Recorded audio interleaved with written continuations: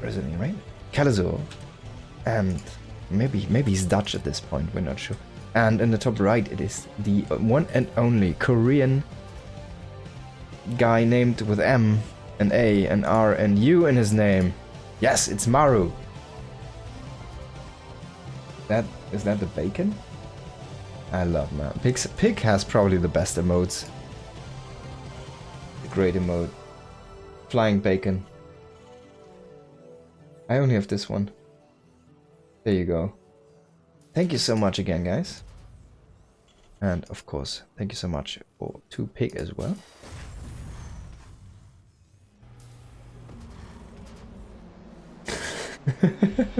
The pig fart. Love it. Oh boy. Yeah, he has definitely next level emote game there. Alright. So Maru is gonna go ahead and scout. And Kelazuhr is one of those guys, he's probably not an expert in TVT. I would kind of not put him there, but he's someone who can sometimes surprise win. By the way, in the true spirit of Pig, I'm rocking the Steak on Monday. We need like a Pig. Do we have an asset for that one? I'm not sure if you're still around, Pig, but I'm gonna message you later. We need an asset for your cups there on the Monday stuff. I don't have it. If there's one. I don't have it yet.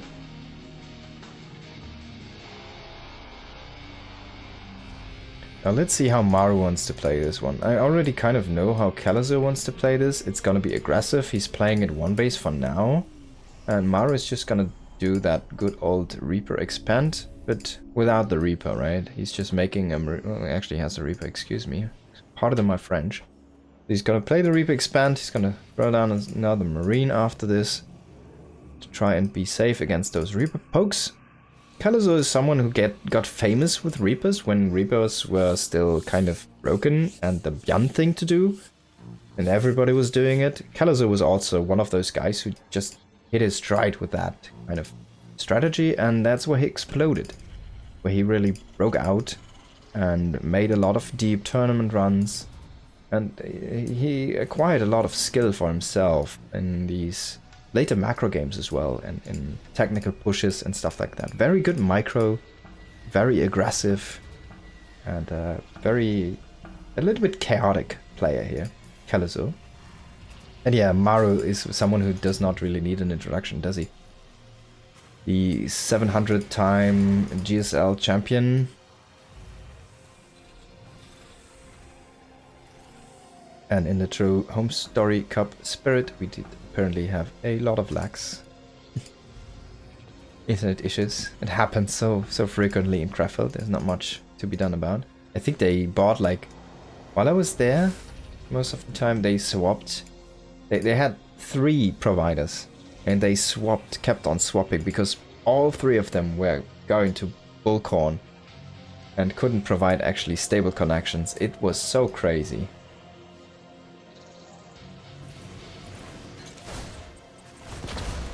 Now, 3 Reapers coming in here. That's a nice poke here. Already killing a few of those units, but the Cyclone is gonna keep them away. Ah, even snatching that last Reaper there.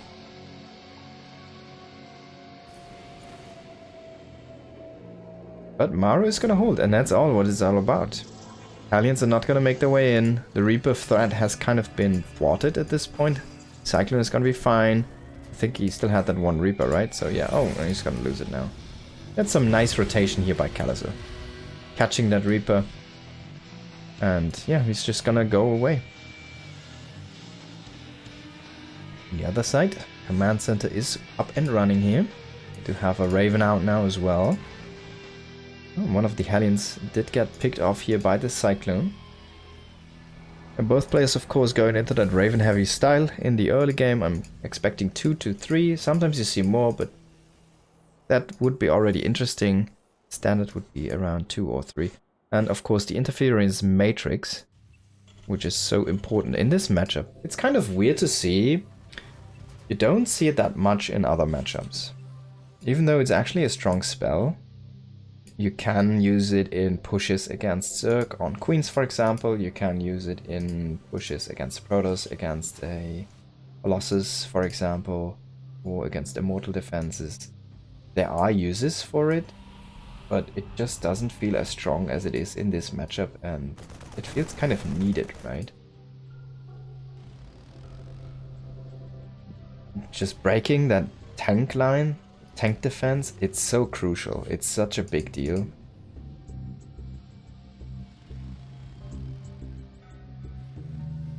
But I still feel like the spell is not in a good spot. The Raven might be a little bit too weak in the other matchups.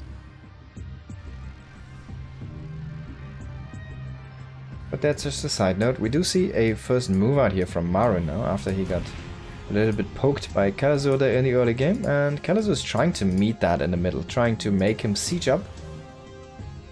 Trying to threaten that army, maybe pick off a Raven if he can.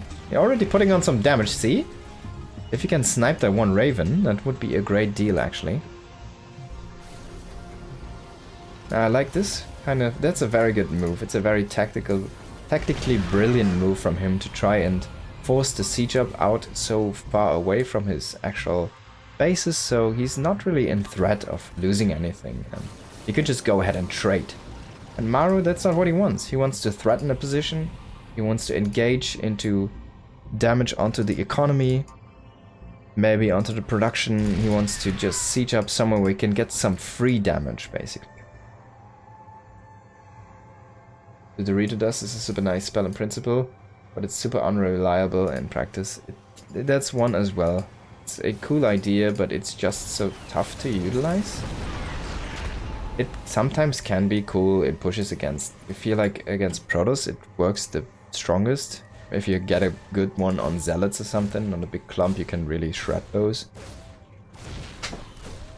But then again, like against Zerglings it doesn't matter that much, it feels like. And against, I mean, well, yeah, Roaches, sometimes it can be great. In TVT, of course, Marines against Marines, it's amazing. It's just so tough to utilize. Because it happens so fast when it's actually valuable. And it's sometimes easy to just pull away if you try to set it up before, your opponent just does not engage until it's gone. So Maru setting up a third base here rather defensively, and both players kind of doing mostly the same thing. We do see a fourth... Excuse me. Oh, excuse me. We do see a fourth base here being built for Kelazuhr, so trying to climb up that economic ladder there. And then one Cyclone. From Maru, he decides he doesn't need this one anymore. He starts on killing SCVs left and right, squeezing through that hole, trying to evacuate. And he will make his way out. The whole army is chasing him. Man, he has seen things. He killed 4 SCVs. He ran through the tiniest hole, being blocked by an SCV, squeezing through there while being under fire. He can retire now. Yes, so you can go back home. You should get repaired. You should get like a gift wrap or something, and then you should just sit in the corner up here and play drop defense or something. No, he's gonna send him to die as a scout. Oh, he's actually still earning his value, man. Yeah, he definitely earned that repair, but he's not gonna get it. Maru is too cruel. Marine engage here. 1-1 for Maru, and this is going terrible for Kelazuhr. Was not on top of that with the upgrades there.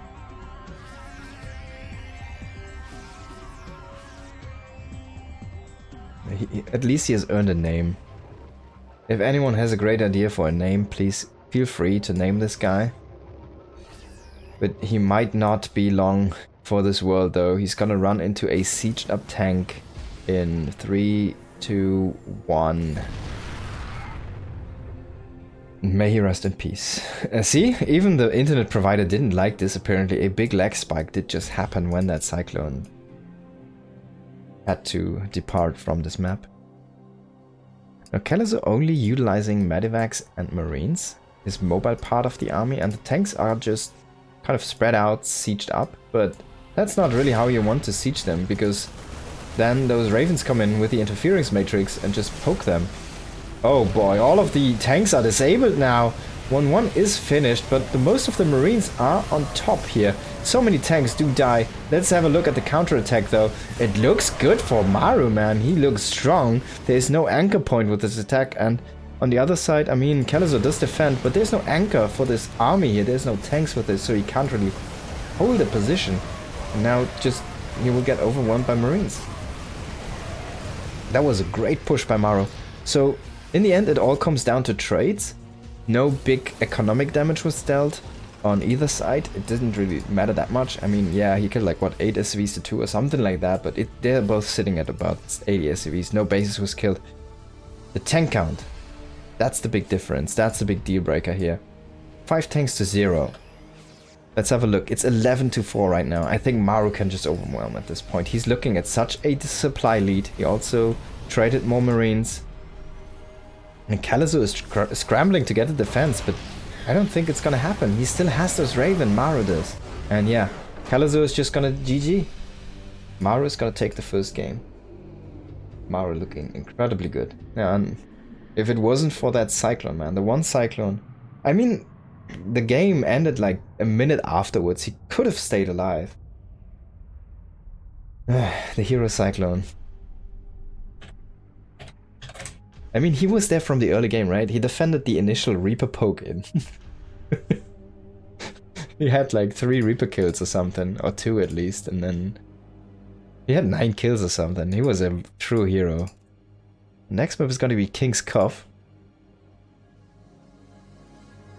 Go ahead and check that one out. It's a very compact map. I kind of like it, but it's an extremely turtly map, so it's probably not the best in the current meta or state of the game. I'm not sure who added that one to the map pool.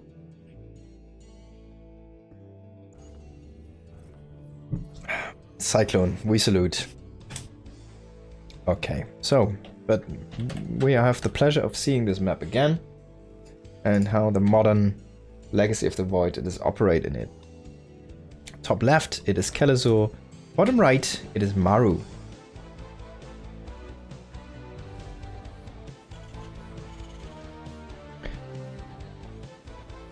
Did they swap colors? I'm not sure.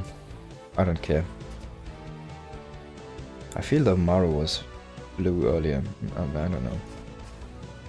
I can't remember. Maru going for a gas first opening.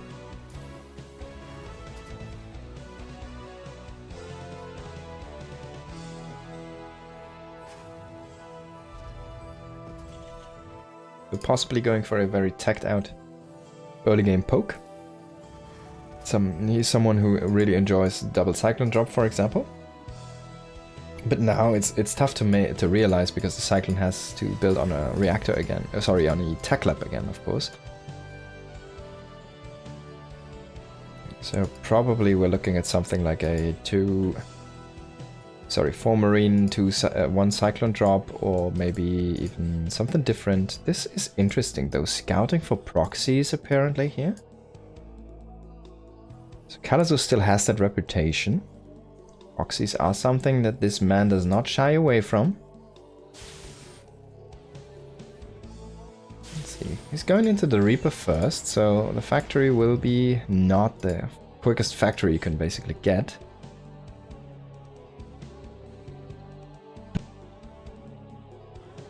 And even Kelazuhr's is faster because he went for the double gas. Maru has enough gas, but there we go. SCV's gonna go over. Yeah, Maru is gonna have the fast factory expand build, but Kelazuhr has the fast factory non-expand build. There we go. Or late expand, I don't know. Say it how you want. Reactor here. Or a factory could mean, or possibly, swap could mean a few Hellion Reaper aggressions here in the early game. This Reaper is kind of glowing red. More red than it should, maybe. I don't know. Looks cool.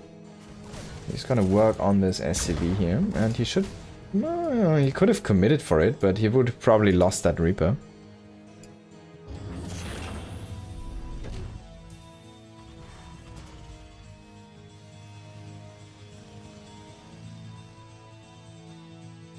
starport for both players going up here in those main bases.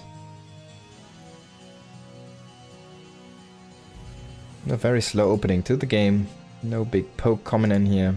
We do see two Reapers and one Hellion. It's a very small kind of task force here. And on the other side, it's the other way around. It's one Reaper with 2 Hellions. So, well, he will come back and finish the job. There we go.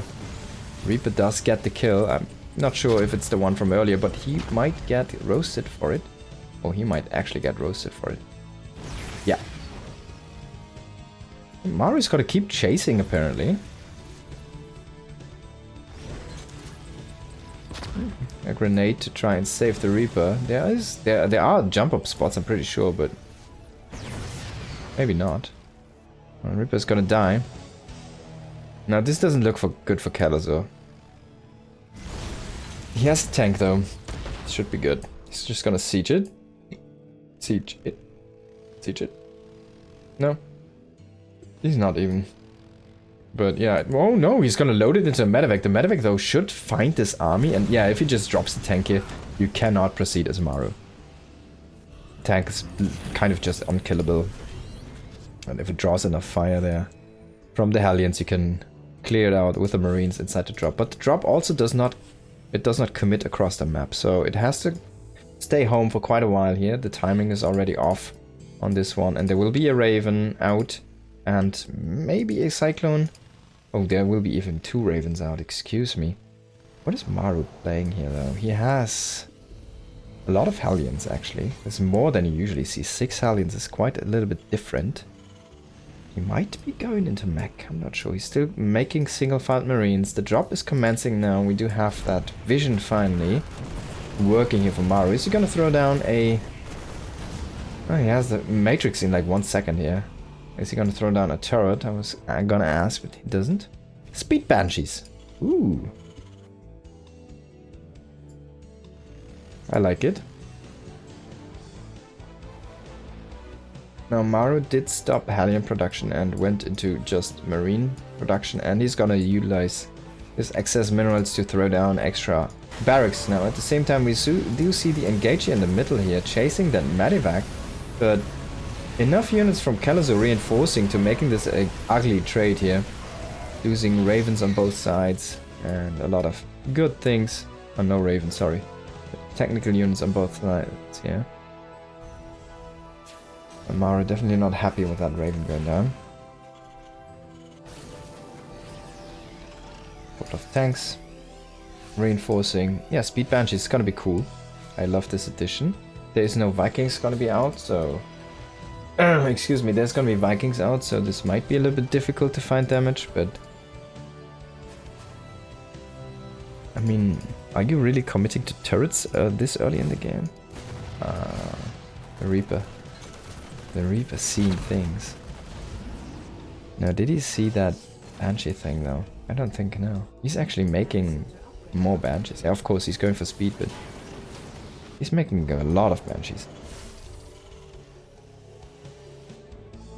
And now one thing why he's not going for Cloak is there is Ravens, right? So if you have those Ravens, you can just basically kill the Banshees for free. That being said though, Speed Banshees can do something because they have that big micro potential. You just come in, kill a few SCVs, and go out again. And then you need to add a turret and then can still come in and maybe get a fringe SCV. Now this... oh, what? How did he... perfectly scan that one?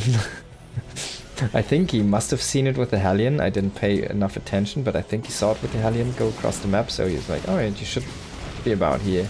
Now Speed Banshee's coming in here, dealing a great amount of damage, but both dying. And that's not what you want to have happen here. Kelazuhr, a little bit overzealous with those. Now while I love seeing Speed Banshees, I hate it when they just are utilized like this. Just being thrown into the meat grinder here. And yeah, Maru is looking tight. And I'm not sure what Kelazuhr was trying to do there. Just, like the two the two Banshees going in for harassment, yeah, I get it. But the follow-up, just flying that one Banshee into its death and this amount of units posturing there, kind of threatening the base, okay, but he saw like he couldn't break this one. There are enough ravens for your opponent and stuff like that, so Maru is going for a wow, for a big amount here of Vikings actually, and finally I think this is the first few medivacs he's pumping out. There we go, yeah. Fire being very flimsy until this point. You have a bunch of Marines going across here. And Kelazuhr wants to keep this a low commitment pressure.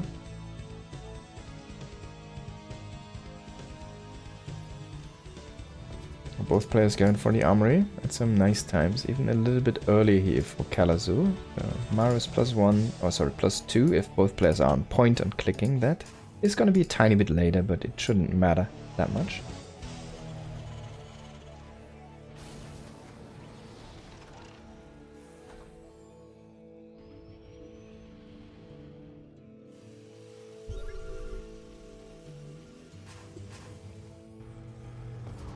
Now we're in the passive zone of this game. It's the dormant mode of the TVT. This is where you go to get your popcorn. You adjust your chair. And then you see the snipes on those ravens. Oh, that's a great play here. Kelazuhr. That was value. That was such a nice play.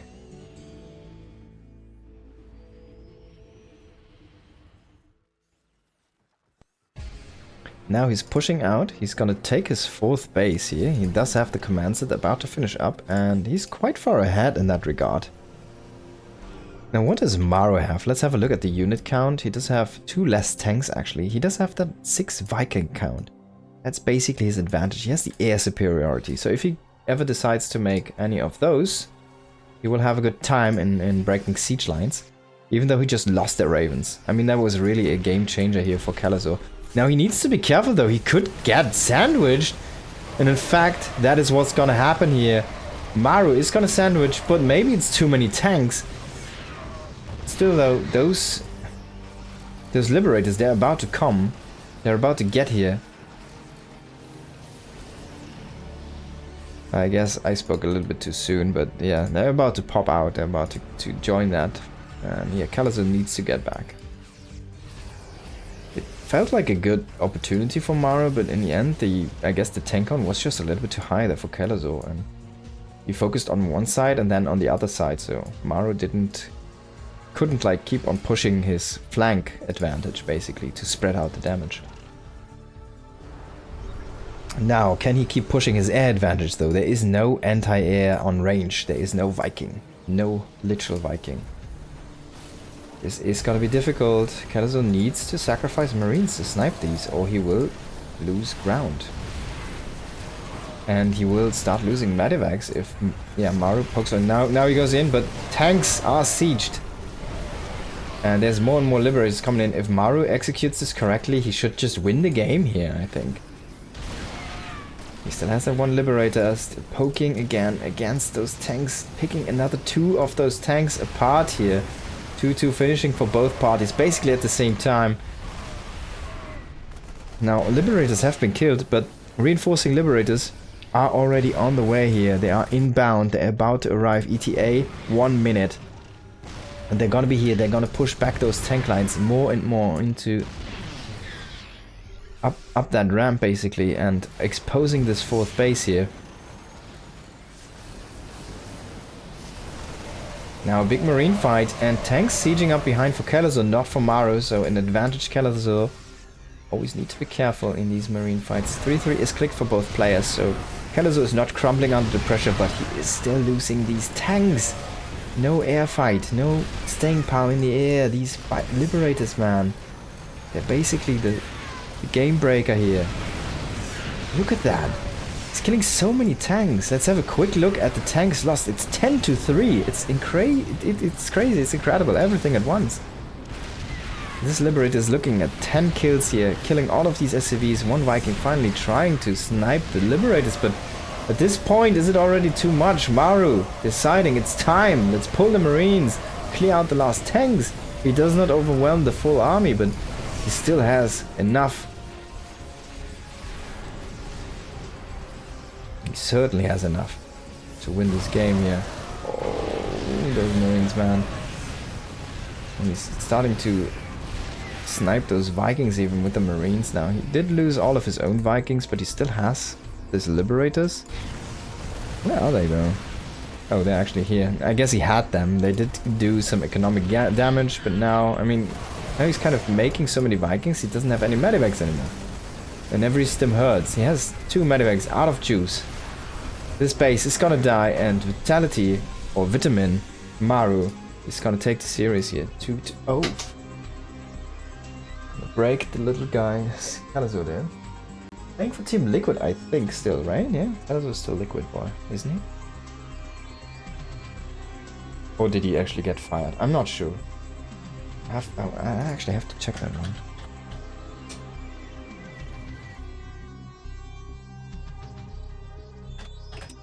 Let's do a quick check. Last played for... Oh yeah, actually he's not a Liquid guy anymore. He played for R8 Esports, but also not anymore in this He's teamless currently. Why no Vikings from Kelazuhr? Yeah, I'm not sure.